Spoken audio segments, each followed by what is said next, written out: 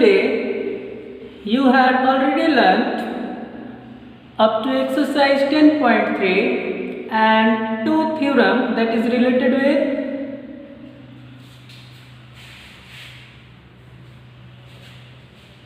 interior alternate angle and the other one related with prove that AB parallel to CD. You have already solved two theorems before starting this lesson, and this is the exercise 10.4 and this question related with the two previous theorem. जो भी आपने पहले जो दो theorem पढ़ा है उसी से रिलेटेड ये हमारा क्वेश्चन है। अब देखिए इसको जब सॉल्व करेंगे तो देखिए सॉल्यूशन में क्या है, angle 1 and angle 2 are in the ratio 3:2। अब देखिए ये वाला दिया है, एंगल 1 का रेशियो दिया गया है, given angle 1 ratio angle 2 is equal to 3:2 ये दिया है, ठीक है। 3:2 ये गिवन है, तो आप ध्यान देंगे कि ये वाला 3 दिया है और ये वाला 2 दिया गया है। तो यहाँ से हम ऐसे भी तो बना सकते हैं, ये जो लाइन है इस लाइन का हम अपने से नाम लिख सकते हैं A B C D। तो ये E, ये F और ये जहाँ कट रहा है यहाँ G और यहाँ H हम अपने से भी ड्रॉ कर सकते हैं।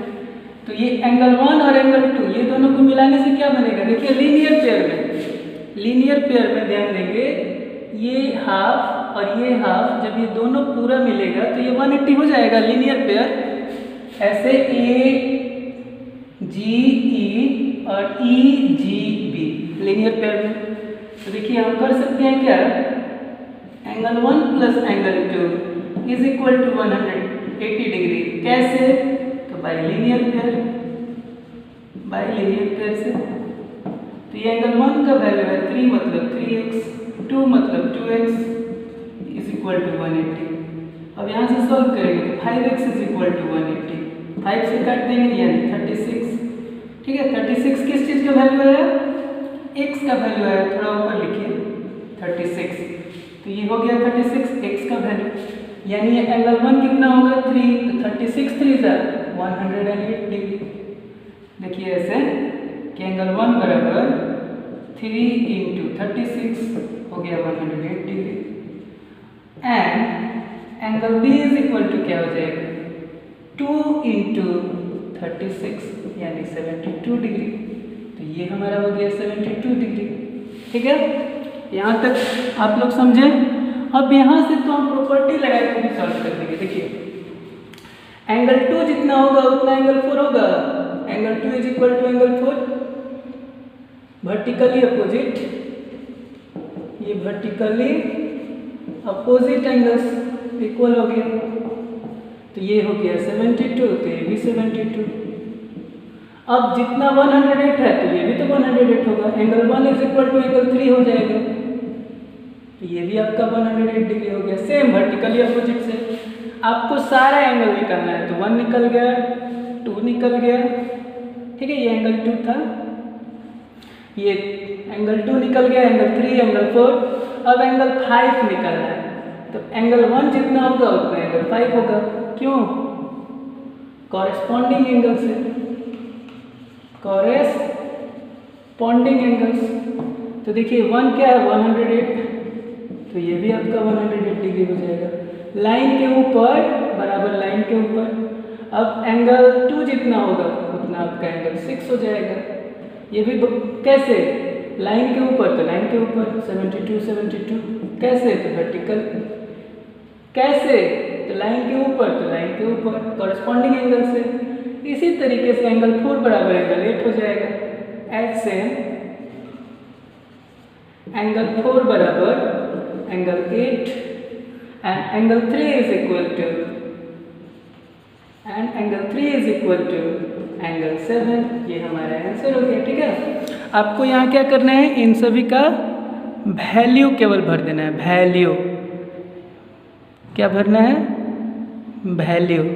देखिए एंगल 4 ये नीचे आया है कितना एंगल फोर 72 डिग्री, तो ये 72 है तो ये भी 72 होगा, ठीक है, ये भी 72। ये हमारा एंगल 3 कितना है 108, तो ये भी 108 डिग्री।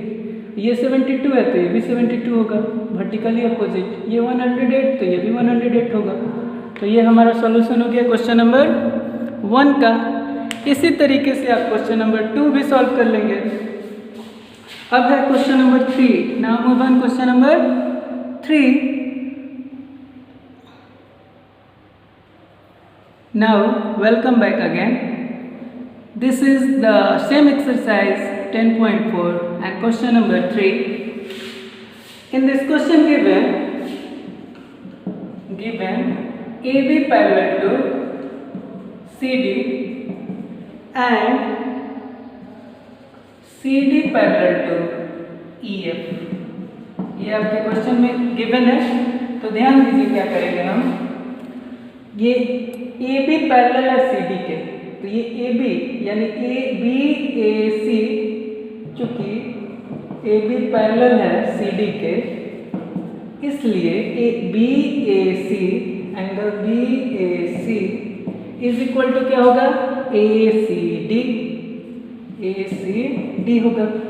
अब ध्यान देंगे, अब बी ए सी का वैल्यू कितना है 70 डिग्री, और ये ए सी डी में क्या हो रहा है ए सी ई भी आ जा रहा है, ए सी ई और प्लस ई सी डी, और जब दोनों को हम ऐड करेंगे तो क्या हमें मिलेगा 100, सॉरी दोनों को जब ऐड करेंगे तो हमें मिल जाएगा ये 70, तो ये 70 डिग्री इज इक्वल टू, यहाँ एंगल डालेंगे। अब यहाँ से अगर हम निकाल लें ई सी डी का वैल्यू, तो देखिए एक ही साइड के दो एंगल का योगफल क्या होता है, ये 130 है तो ये 50 डिग्री होगा। तो यहाँ से angle A C E plus 50 डालेंगे। कैसे, क्योंकि ये 50 कहाँ से आया, यहाँ अगर आप x डाल लेंगे तो 130 plus x is equal to 180 होगा।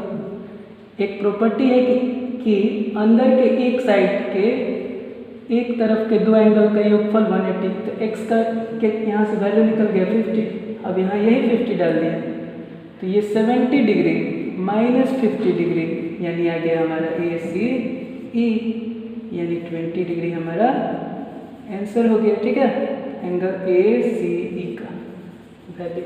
और इसी तरीके से आपको क्वेश्चन नंबर 5 तक सॉल्व करना है, जो कि आपका आज का होमवर्क रहेगा। आज का होमवर्क आपका क्या है, complete up to question number 5, complete up to question number 5।